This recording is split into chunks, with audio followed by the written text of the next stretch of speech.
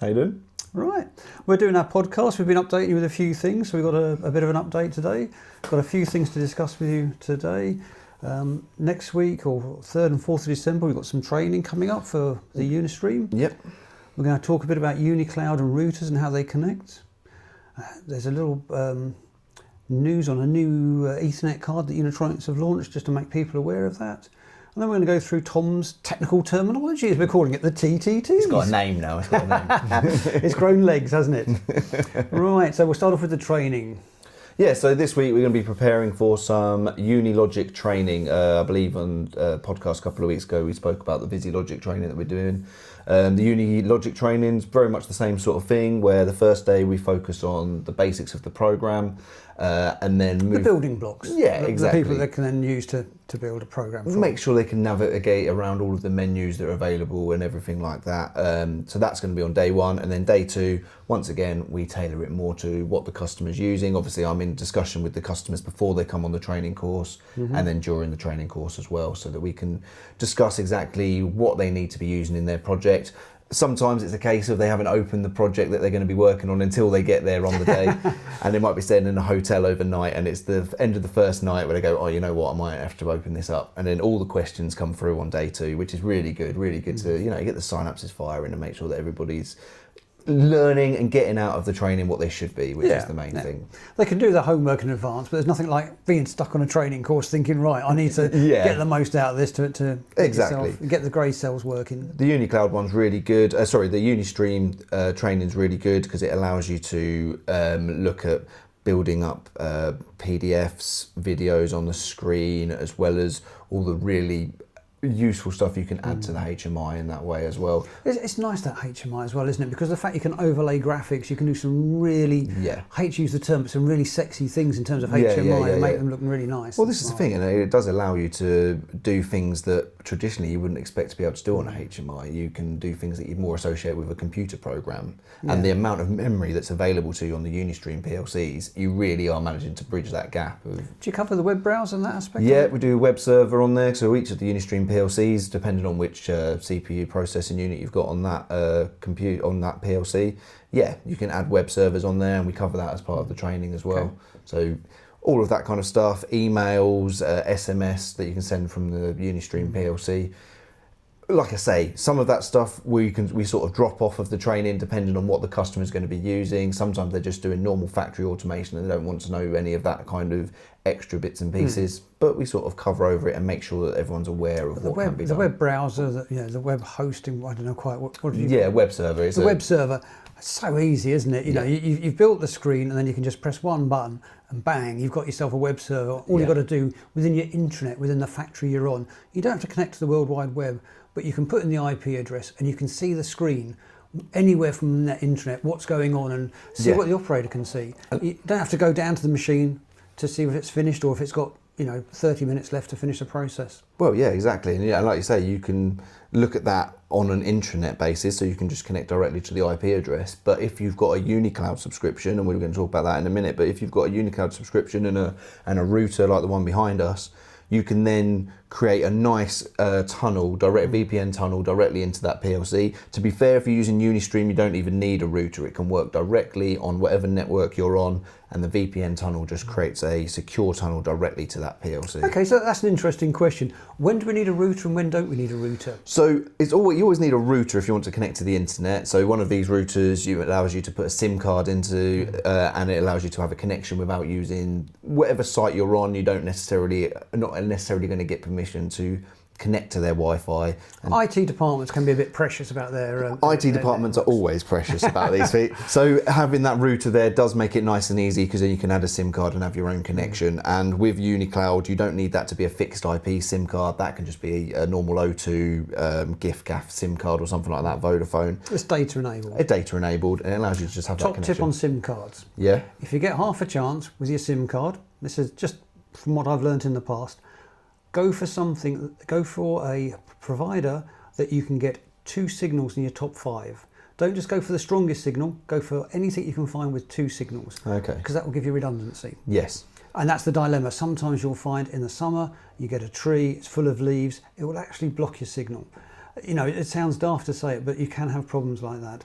So if you can get a signal, let's say, for argument, you've got an EE signal and you've got two EEs, but they're fourth and fifth, I'd go for EE over O2, which might be number one in terms of my signal strength. Well, I don't know if you just teed me up for this, but the B8 router actually allows you to have dual SIM card functionality in there for redundancy. So you've got the option to actually have two different networks on there if you want to, and I it'll think fail you can get over. SIM cards now that are multiple networks as well. You know, Yeah. so it's evolving all the time in terms of what you can get and what you can do. And all of that will work with the UCR connection, the router from Unitronics, because you can... He's pointing over his shoulder. Sorry if you can't see it, but we've got a UCR router going round and round in the background, just teasing you. Yes, if you're on the YouTube video, there is a UCR router there that we can connect up. You've got aerials which can connect on wires. That's the dual SIM version, isn't it? That's Yeah, it. that is the dual SIM version. And then you can also just get normal little rabbit ear aerials that go on the... And we've connected that up to a system inside a control panel, and the aerials were actually inside the control panel, and we were still getting signal. That was in Wales, so obviously...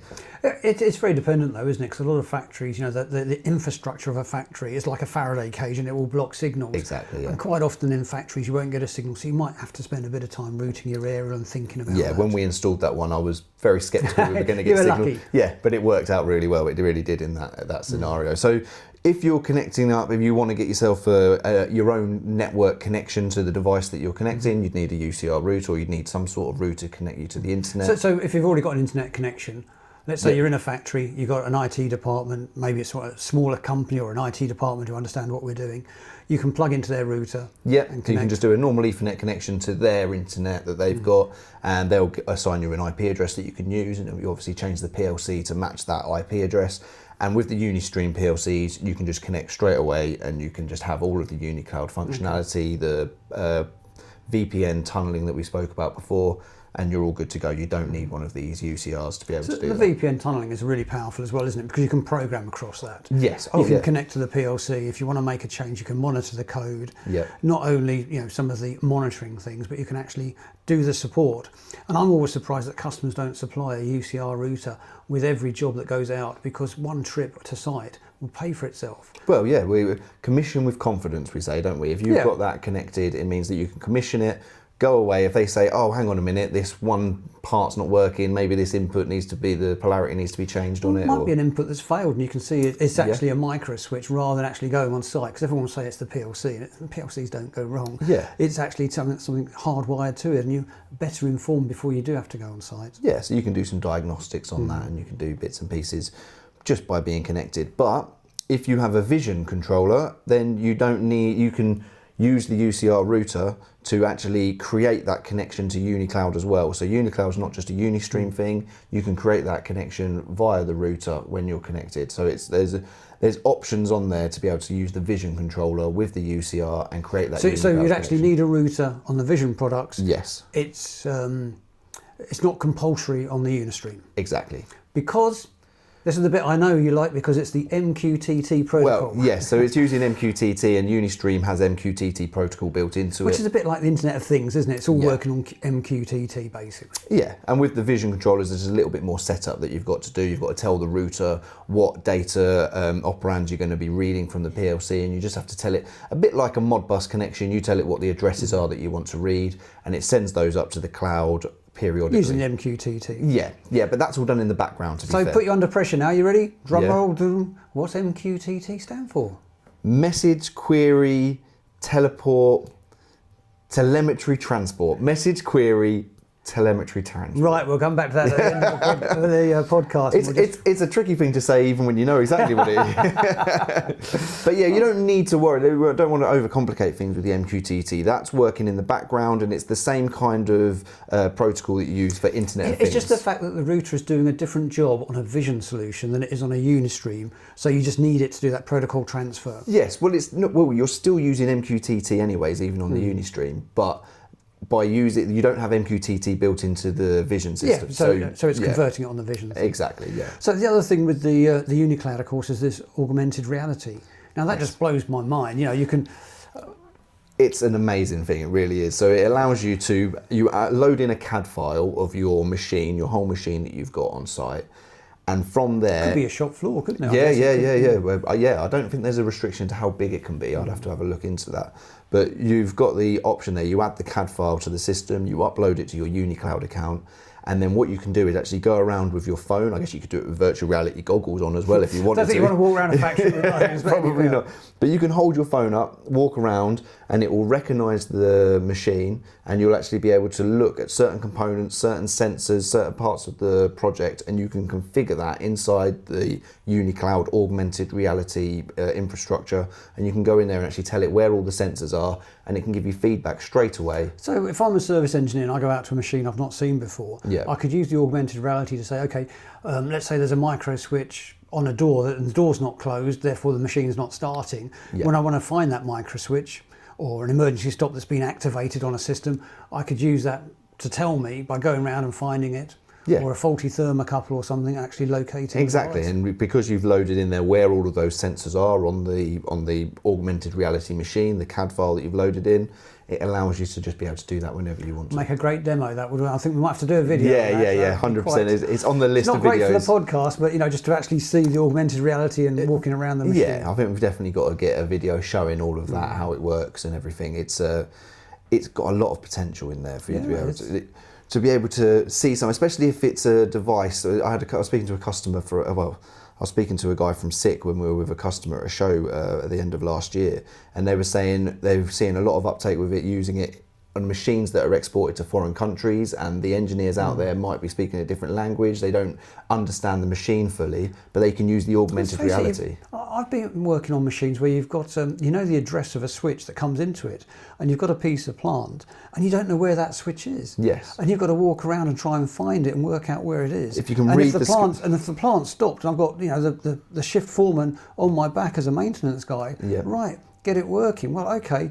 I know which input I haven't got. I know the name of that switch, but I don't know physically where it is. Yeah, you might be able to read the schematic and be able to go forward and follow it back, but this allows somebody who might not have the training to be able to view that schematic, or they might not be able to... They might just not be familiar with that piece of Exactly, and that allows them to go around and just look at what's going on the machine, what's going on with the system. So that's really... So they're going to need the VI goggles, are they, to go around the plant? So we're now selling VR goggles.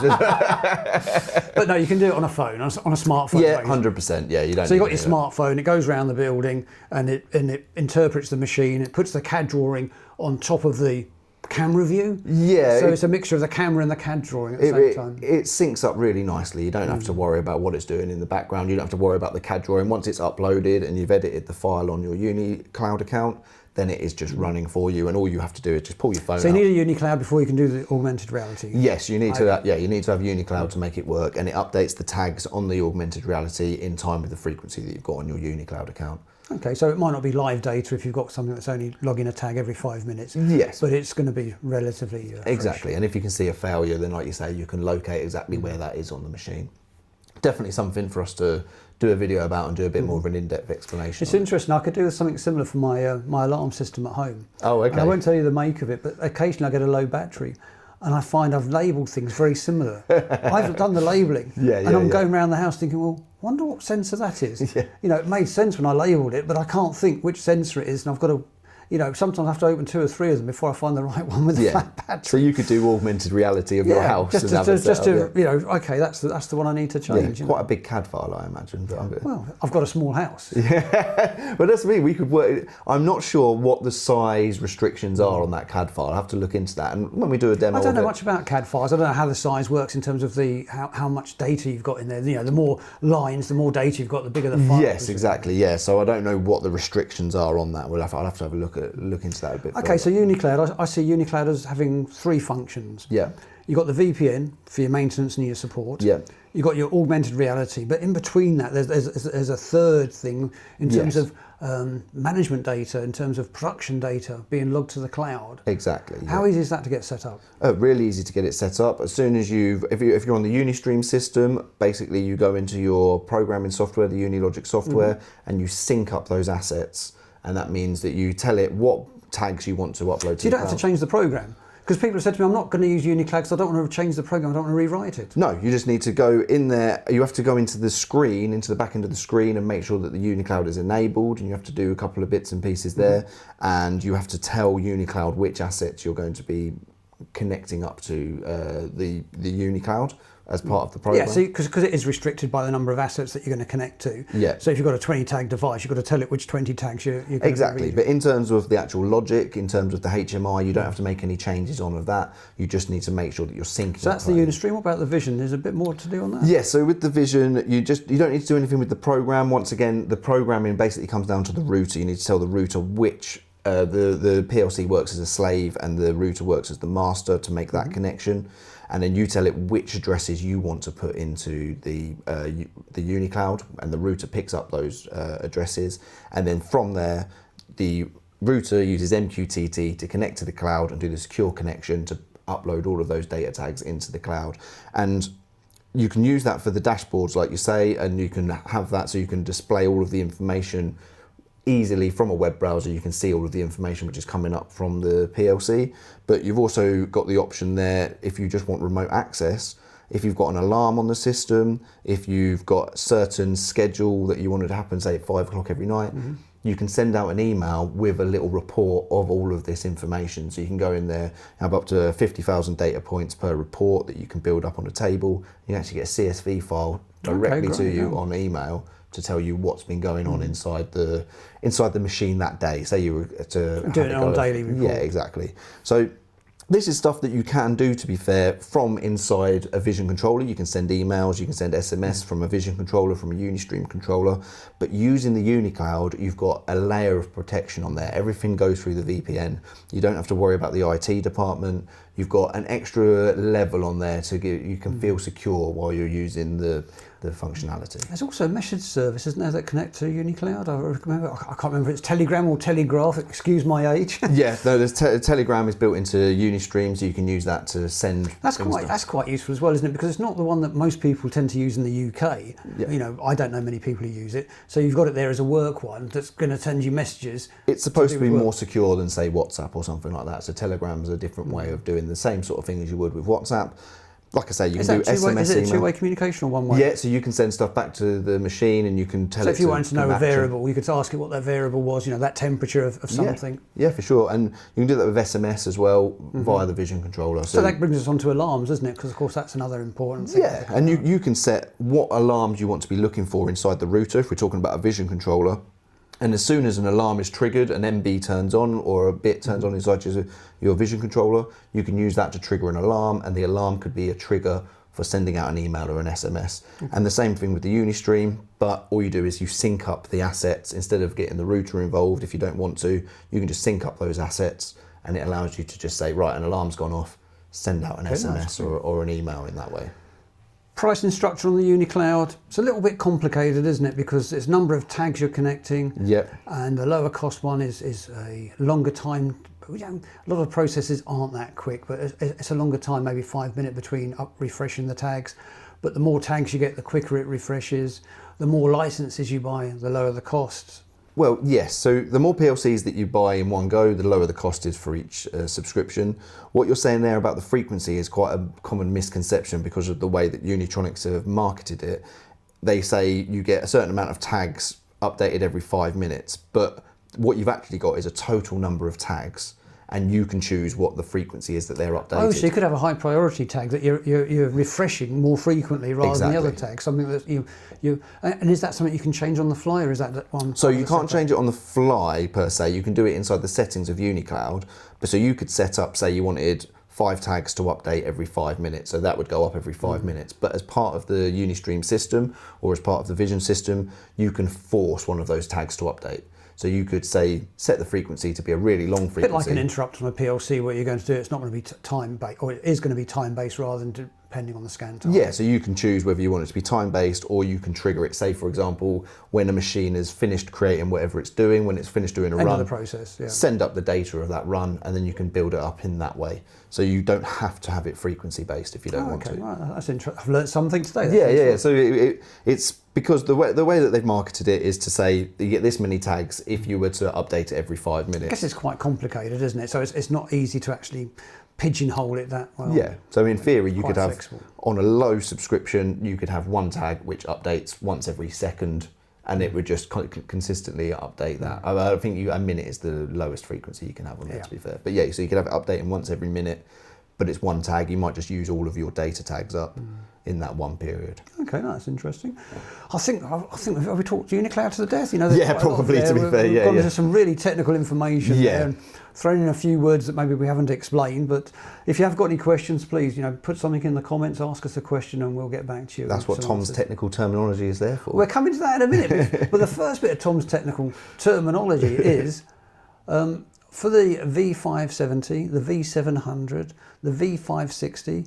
Yep. And the V1210, V1040. So they're in the vision range. They are the 5.7-inch screen, 7-inch screen, 10.4, and 12-inch screen. And now there's a new Ethernet card. We just got an email today saying that. Yes. So there's a new Ethernet card which will only work on operating system version 4.13.30 and upwards. So it won't work on the previous versions of the operating system. So it's just... We'll put a note in the comments, so you don't need to write that down. No, but it's just something to be aware of. If you're getting a new Ethernet card or you're updating the Ethernet card on your existing system, you need to also update the firmware. When's the last time you supplied a customer just an Ethernet card because one had failed? No, that's true. They are very solid. I can't think. Yeah.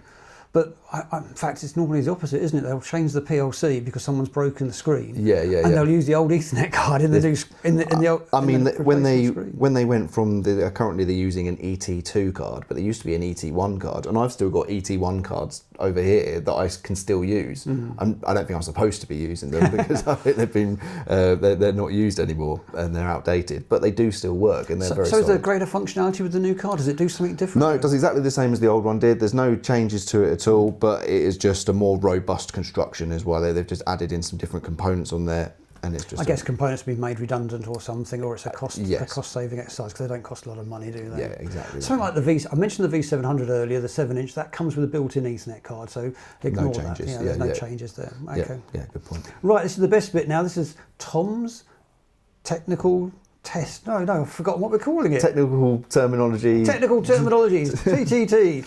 Right, Tom, we'll start off with what is... Okay, I'll give you the terminology, you tell me what it is. Right? Okay, go on, drop it on. I'll give you MQTT. Come on, you've already done this one. Message Query Telemetry Transport. I've got it written down there. I can see you're busted. I saw you looking. It's effectively the protocol for the Internet of Things. We're using it on UniStream, like we say, to connect to UniCloud, but anything that you've got, any smart device you've got in your home, they're going to be using MQTT, and that does mean that if you want to, you could get involved in that and turn a UniStream PLC into controlling your whole house with smart devices.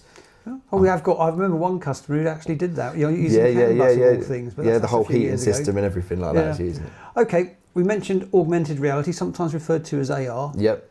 So that's augmented reality. Effectively, it's layering virtual reality on top of real reality. So you're just combining them both together. You look at something and it comes up with a little label. To be fair, we probably should have mentioned that at the beginning of the podcast before we started talking about it. But yeah, augmented reality. We got excited, got carried away. Yeah, it is a very exciting piece of technology. And for us, that's going to be a CAD drawing, something like a DXF file that's then going to be used in reality when you're looking at the machine. And it'll just come up with labels. I've got lots of questions. I'm going to have a play with that and get my head around it. 100%, very exciting. Blows it. Okay, the other thing I wanted to have a quick ask you a couple of questions about Modbus. Yes. So I appreciate you can connect to Modbus in two ways, on a 485 connection or an Ethernet connection. Yeah. What are they called? What's the difference? So if you've got a serial connection, it's Modbus RTU. Normally uses RS485 connection for a serial connection to the device that you're communicating to. There's subtle differences in the way that it's set up inside the PLC, but in general they work in the same way as Modbus TCP, which is where you're using an Ethernet connection. Okay. Obviously, TCP allows you for a quicker connection. You don't have to worry about your traffic so much when you're doing that. Modbus RTU, you've got a serial connection, so you have to manage the traffic and make sure that you're not looking to receive a message while you're sending a message and all of this kind of stuff. Exactly, and Modbus TCP does take care of a lot of that for you, even though you need to be aware of it. But they both work in the same way, as in you have a slave and you have a master, and the master will pull the information from the slave. On the UniStream, you make addresses available as a slave, and the master will connect to that and pull up the ones that you've made available. On the vision controller, you just have to tell it that it's a slave, and then any Modbus master can come along and collect any of the data that you've got on there. So with our inverter drives, yes, variable speed drives, variable frequency drives, whatever you want to call them, we've got both, haven't we? We've got a range with the Ethernet and arrange with the 485. I think the Ethernet ones are slightly more expensive, but that might be better for your application. Well, it's actually an Ethernet add-on that you add on to the drive, so you can get... Oh, it's a comms card that comes with it. Yeah. So the 485 are standard. Yeah, 485 is standard, and you can add on the Ethernet connection. Okay, on the B8 drives. Yeah. On the new ones, you've got the option to have many protocols on there. You've got CAN bus on there and a couple of other bits and pieces. Oh, okay. So you could use a different protocol for a different application if you wanted. Yes, exactly that. Okay. And we have still got an extra 10% off any orders on PLCs, HMIs, controllers for want of a better word, and inverters. So contact us. Offer's going to end on the end of this year. So I'm not sure if it's going to carry on next year or not. Okay. So finally.